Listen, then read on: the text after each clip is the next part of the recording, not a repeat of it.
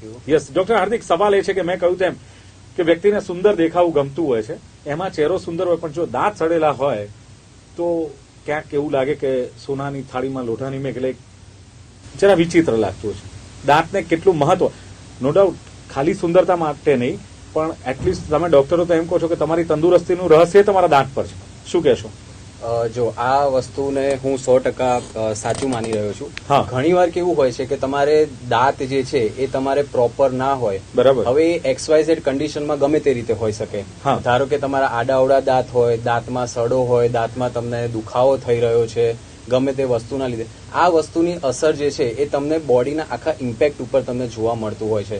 ઘણીવાર કેવું હોય, તમારા દાંત પ્રોપર ના હોય, એના લીધે તમારી સ્માઇલ પ્રોપર ના હોય, તો સોશિયલી ગમે ત્યાં તમે જતા હોય તો તમને થોડુંક સ્માઇલ કરવામાં કે લોકોને મળવામાં કે એમાં બી તમને થોડો સંકોચ ટાઈપ થતો હોય છે.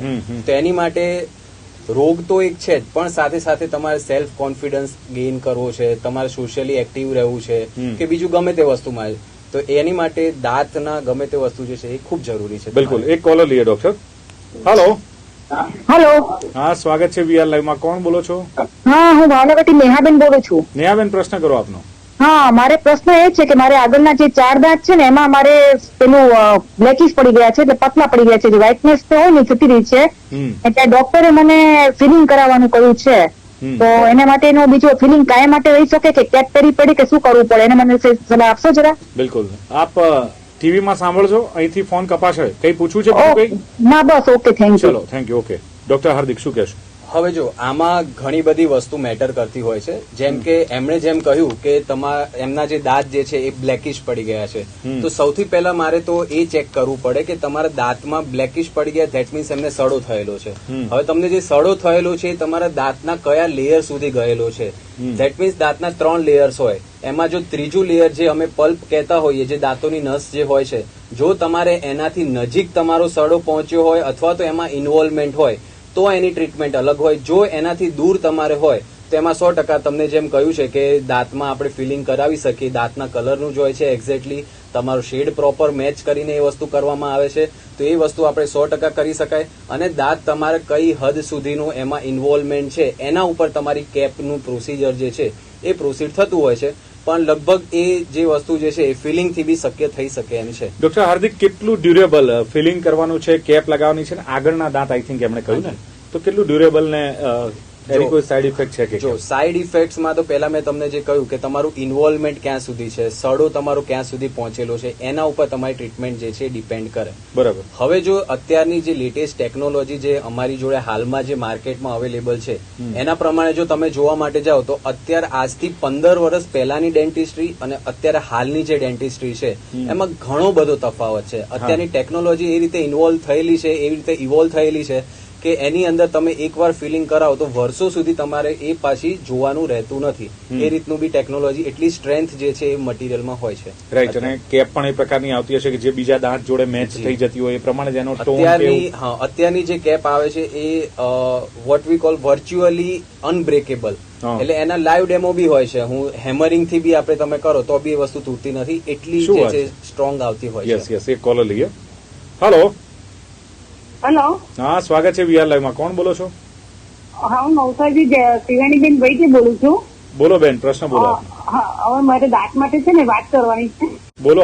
દાંત આગળના બધા સરસ છે, અંદરના જે પેડા હોય, અંદરની જે દળ હોય, તે દાળના મૂળિયા જે દળ છે ને ઢીલી થઈ છે, નરમ થઈ ગઈ છે. ત્યાં દાંત બેસાડી શકાશે? કઈ પૂછવું છે ડોક્ટર?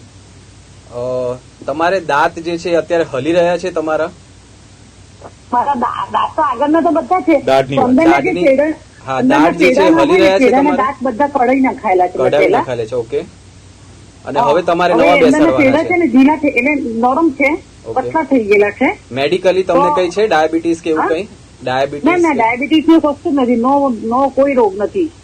ઓકે જી. ચલો મેડમ, ટીવીમાં સાંભળજો, અહીંથી ફોન કપાશે.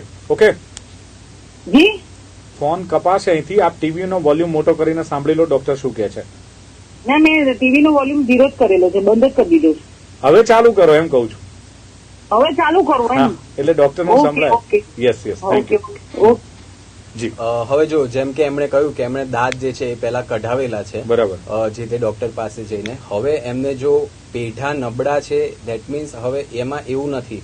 જો તમને કોઈ મેડિકલી કન્ડિશન્સ હોય જેમ કે પાછળના દાંત જે છે, હવે પાછળ કોઈ સપોર્ટ નથી તો ડેફિનેટલી હવે એમને જે છે ઇમ્પ્લાન્ટ પ્રોસિજર ઉપર જવું પડે. બરાબર. પણ એમાં જો બોનનું લેવલ એમને ઓછું હોય તો એ એક્સરે ઉપરથી જે સેક્શનલ સીબીસીટી કહેવાતું હોય છે અમારા લેંગ્વેજમાં, એ એક્સરે ઉપરથી આપણને એક્ઝેક્ટલી ખ્યાલ આવી જાય કે એમાં એમનું બોનનું લેવલ શું છે, ડેપ્થ શું છે, ડેન્સિટી શું છે.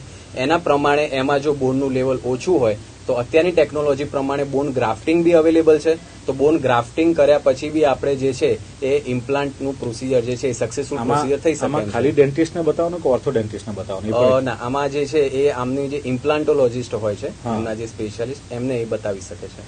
બરાબર. ઇન શોર્ટ, પેઢા એમની ભાષામાં જે કહ્યું કે પેઢા ઢીલા પડી ગયા છે. તમારી ભાષામાં એવું છે કે ભલે ઢીલા પડી ગયા પણ એનું જો હાડકું ક્યાં સુધી એનું લેવલમાં છે એ ચેક કરવામાં આવે તો એમાં દાઢ બેસાડી શકાય છે એવું આપનું માનવું છે? એમાં ફિક્સ પણ કરી શકાય, ચોકઠું પણ મૂકી શકાય, બંને વસ્તુ શક્ય છે. બરાબર છે. અને અત્યારની જે ટેકનોલોજી છે એને લઈને આ બધું ઈઝી બન્યું છે. જી.